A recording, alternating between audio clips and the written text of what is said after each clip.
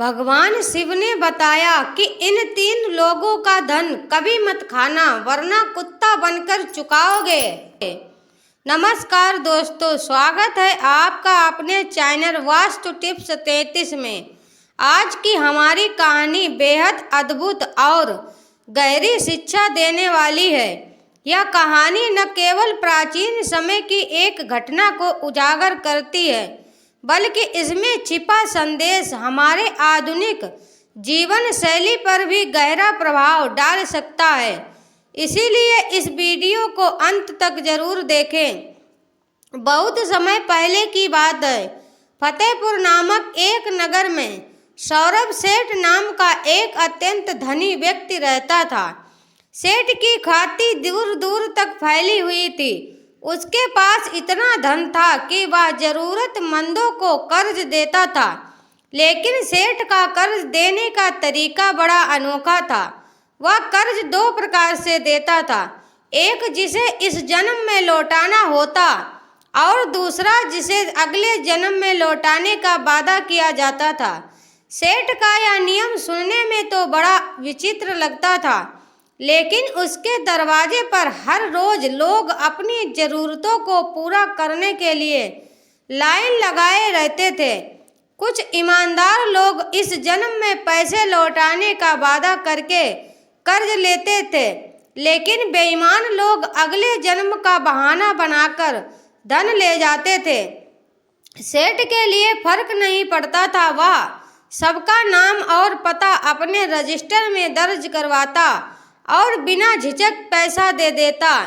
इसी नगर के पास के एक गांव में 2 चोर रहते थे। उनका जीवन चोरी, जुए और सट्टेबाजी में बीतता था।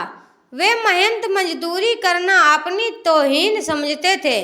एक दिन उन्होंने गांव वालों से सेठ के बारे में सुना कि वह अगले जन्म के लिए भी कर्ज देता है। यह सुनते ही दोनों चोर खुशी से झूम उठे। उन्होंने सोचा, यह सेठ तो मूर्ख है, क्यों उससे बड़ी रकम उधार ली जाए और जीवन भर ऐश किया जाए। उन्होंने योजना बनाई कि सेठ से 50 लाख रुपए उधार लेंगे और अगले जन्म का बहाना बनाकर पैसा कभी नहीं लौटाएंगे। इस योजना को पक्का करने के बाद वे दोनों फतेहपुर के लिए रवाना हो गए। फतेहपुर पहुंचकर वे सेठ के पास गए और अपनी गरीबी का नाटक करने लगे। उन्होंने कहा, सेठ जी, हमारे बच्चे भूखे प्यासे हैं, हमें पैसों की बहुत आवश्यकता है। सेठ ने पूछा, क्या तुम इस जन्म में कर्ज लौटाओगे या अगले जन्म में? चोरों ने तुरंत जवाब दिया, सेठ जी, हम अगले जन्म में लौटाएंगे। सेठ ने अपने मुनीम को बुलाया और उन्हें 50-50 लाख रुपए दोनों को दे दिए। चोरों ने खुशी खुशी पैसे लिए और वहां से चले गए। उन्हें पूरा यकीन था कि सेठ का यह पैसा अब उनका हो गया। पैसे लेकर लौटते समय रात हो गई। उन्होंने एक गांव में रुकने का फैसला किया, लेकिन वहां कोई उन्हें अपने घर में शरण देने को तैयार नहीं हुआ। अंततः वे गांव के बाहर एक तेली के तबेले में रुकने गए। तेली ने उन्हें कहा कि वे तबेले में पड़ी खाट पर सो सकते हैं, लेकिन उन्हें उसके भैंसों की भी देखभाल करनी होगी। तबेले में एक बैल और एक भैंसा बंधे हुए थे। चोरों ने रात वही गुजारी। जब रात गहरी हो गई तो एक अजीब बात हुई। भैंसा बैल से बात करने लगा। चोर यह सुनकर चौंक गए। भैंसे ने कहा, भाई बैल, आज रात हमारी आखिरी साथ है। सुबह मैं इस दुनिया को छोड़ दूंगा। मैंने इस तेली से पूर्व जन्म में कर्ज लिया था, जो मैं ब्याज सहित चुका हूँ। अब मेरा कर्ज खत्म हो गया है और कल सुबह मेरी मृत्यु हो जाएगी। यह सुनकर बैल बोला, भाई, मेरी भी यही कहानी है। मुझे भी इस तेली का कर्ज चुकाना है, लेकिन मेरा कर्ज थोड़ा बाकी है। कल सुबह कसाई आएगा और मुझे खरीद ले जाएगा। वह तेली को पैसे देगा, जिससे उसका कर्ज चुक जाएगा। फिर मैं भी इस जीवन से मुक्त हो जाऊंगा। यह सब सुनकर चोर हैरान रह गए। उन्हें अपनी योजना पर संदेह होने लगा। उन्होंने सोचा, क्या सच में कर्ज अगले जन्म तक पीछा करता है? हमें इस पूरी घटना को देखना चाहिए। सुबह हुई, तेली ने भैंसे को चारा डाला और जैसे ही उसने चारा खाया वह वहीं गिरकर मर गया। तेली ने दुखी होकर भैंसे को देखा, जबकि चोर आपस में चर्चा करने लगे। यह सच में भैंसे ने रात में जो कहा था वैसा ही हुआ। अब देखते हैं कि बैल का क्या होता है। तेली ने बैल को कोल्हू में लगाया। कुछ घंटों तक बैल ने तेल निकाला। फिर कसाई आया और बैल को खरीद कर ले गया। चोरों ने कसाई का पीछा किया। जैसे ही कसाई गांव की सीमा पार करके आगे बढ़ा, बैल भी वहीं गिरकर मर गया। चोरों ने अब अपनी स्थिति पर विचार किया। उन्होंने सोचा, यदि यह सब सत्य है तो सेठ से लिया गया कर्ज भी हमें अगले जन्म में चुकाना पड़ेगा।